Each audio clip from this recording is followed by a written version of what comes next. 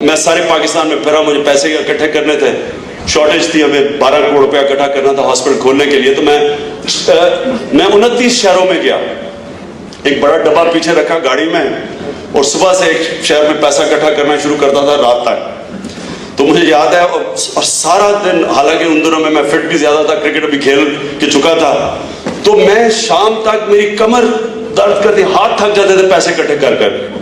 تو صبح سے لے کے شام تک میں پیسے اکٹھے کرتا تھا, اور میرے پیچھے لوگ پڑے ہوتے تھے, مجھے لوگ دعوت دے رہے ہیں, جی آپ ادھر بھی آئیں, ادھر بھی. میں حیران ہو گیا, میں کہیں, اور میں نے جب لوگوں کو دیکھا, اور میں آپ کو ایک انسیڈنٹ بتاؤں, میں اسی طرح پیسے اکٹھے کر کے تھکا ہوا گھر پہنچا, تو میں بالکل یعنی کہ گرنے والا ہوا تھا. تو گھر کے باہر میں نے 3 آدمی کھڑے دیکھے, تو کہتے ہاں جی اسی وہ پیسے اکٹھے کیتے ہوئے نے, تو ساڑھے آنا. میں نے کہا فکر نہ کرو, میں کہا تمہارے پیسے کی مجھے ضرورت نہیں, میرے کافی اکٹھے ہو گئے ہیں. وہ جائے نا, کہتے جی ہم نے پیسہ اکٹھا کیا ہوا آپ کے لیے. میں بڑا مشکل سے اپنے آپ کو کنٹرول کیا. وہ کھڑے آگے سے کھڑے ہو جائے, نہیں جی ہم نے پیسہ اکٹھا کیا. پیچھے شاہ کی گھڑی تھی میرے زمان پاک کے پیچھے, میں نے کہا چلو ٹھیک ہے. میں بڑا اپنا, ان دنوں میں نیا, ابھی میں پالیٹکس میں نہیں آیا تھا, تو میں غصہ کنٹرول کر لیتا ہوں, ان میں تھوڑا ذرا مشکل تھا مجھے کنٹرول کرنا. بڑی مشکلوں سے میں کنٹرول کر کے بیٹھا ہوں. وہ گاڑی جاتی ہے ایسے ایسے کر کے پیچھے شاہ کی گھڑی میں, تو اترتے ہیں ہم, تو وہ گلیوں میں مجھے لے جاتے ہیں. میں گلیوں میں, اب پالیٹکس میں تو عادت ہوگی, ان دنوں میں مجھے عادت ہی نہیں تھی. گلیوں ایسی وہ آ رہی ہے, گند پڑا ہوا ہے سارا طرف. میں ان کی طرف شکل دیکھوں, میں کدھر ہے, بس ابھی ہے, ابھی ہے, ایسا کرتے کرتے لے گیا مجھے. تھوڑی دیر کے بعد میں دیکھتا ہوں کہ ایک مسجد میں لے جاتے ہیں. میں مسجد جاتا ہوں, میں ادھر ادھر, میں کدھر ہے پیسہ, میں ابھی اس سے پوچھ ہی رہا ہوتا ہوں, تو وہ لاؤڈ سپیکر پکڑ کے, اچھا جی عمران خان مسجد میں آ گئے, جس نے پیسہ دینا آ جائے پیسہ دینے کے.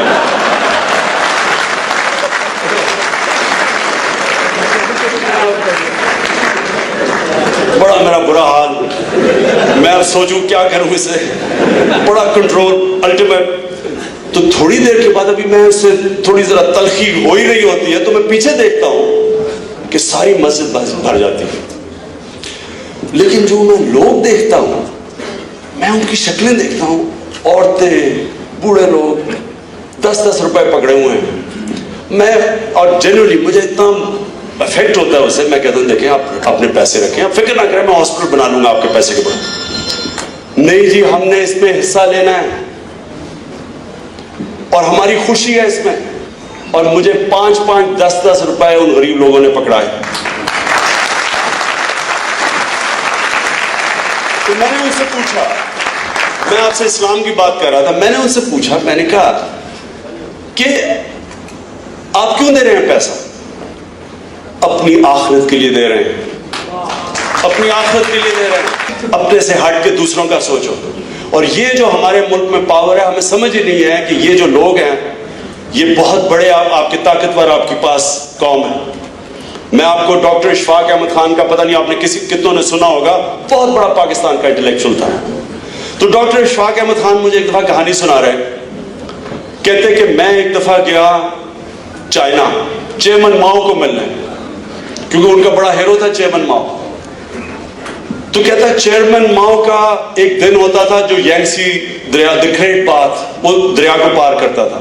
تو ہزاروں لوگوں کی لائنیں لگی ہوتی تھی, وہ بھی لائن میں کھڑے ہو گئے. تو جب ان کی باری آئی چیئرمین ماؤ سے ہاتھ ملانے کے لیے, تو چیئرمین ماؤ نے پوچھا کہ ویئر آر یو فرام؟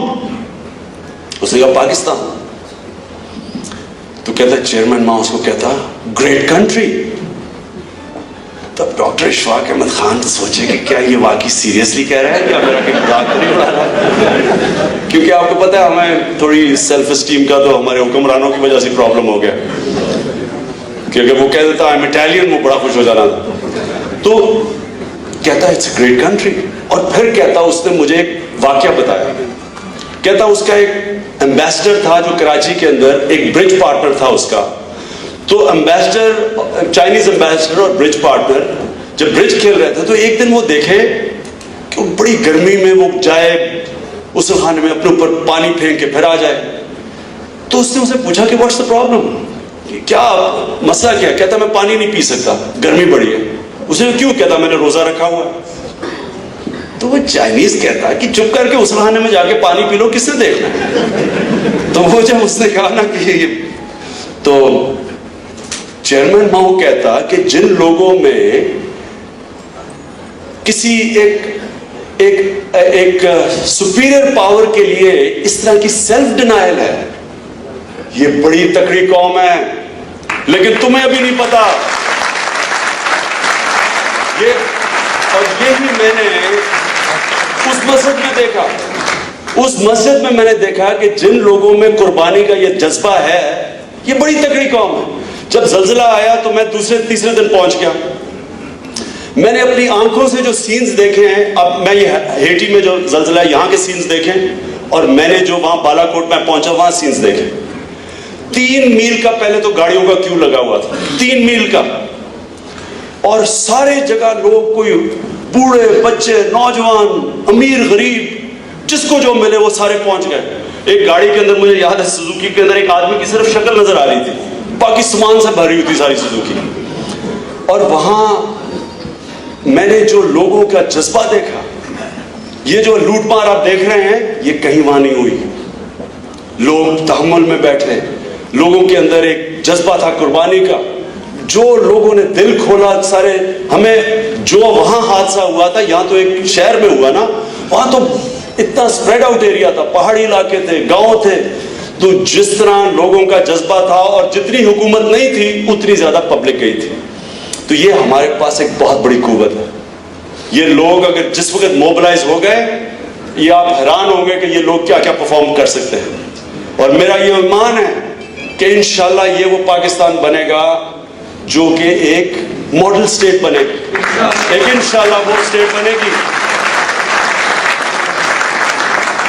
جو ایک مثال بنے گی، ایک ڈیموکریسی بنے گی، جو نیچرلی پاکستانی ہمیں ٹالرنٹ لوگ ہیں۔ یہ کہنا کہ جی ہم اسلام ٹالرنٹ، لوگ ہمارے بڑے سخی ہیں، ہاسپٹیبل ہیں، اور یہی پاکستان انشاءاللہ ایک لیڈرشپ پرووائڈ کرے گا، ایک مثال بنے گا باقی مسلمان دنیا کو، فلاحی اسلامی ریاست بن کے۔